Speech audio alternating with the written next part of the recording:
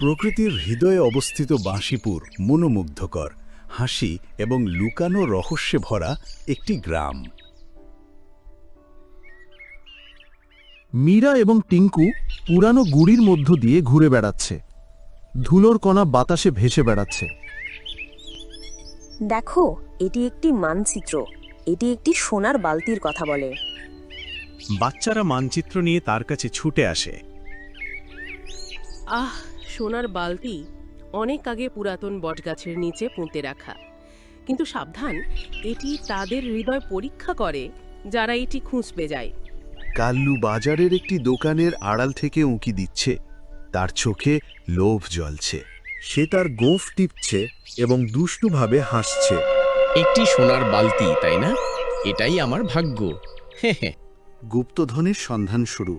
মীরা, টিঙ্কু এবং দাদিয়াম্মা মানচিত্র নিয়ে গ্রামের মধ্য দিয়ে হেঁটে যাচ্ছে।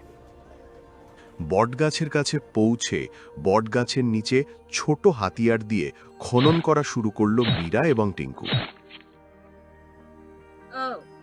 আমরা এটি খুঁজে পেয়েছি। কাল্লু দেখতে পেয়ে তাদের ওপর আক্রমণ করে।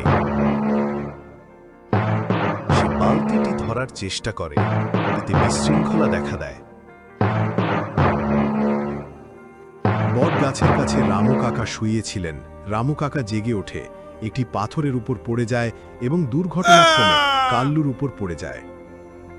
অমনি কালু উঠে দাঁড়িয়ে পড়ে। আইকে রে হতভাগা, আমার ঘুম ভাঙায়। রামু কাকাকে সব খুলে বলল মীরা।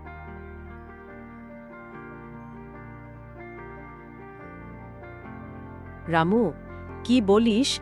এই ধন ভাগাভাগি করলে সবচেয়ে ভালো হয়। সবাই সোনার বালতির দিকে দেখছে। মীরা আগিয়ে গিয়ে বালতিটি খুলল। ঠাকুমা, এটাতে তো শুধু ফুল আছে। বন্ধুরা, এতে কি শিখলে? ঐক্যই আসল ধন।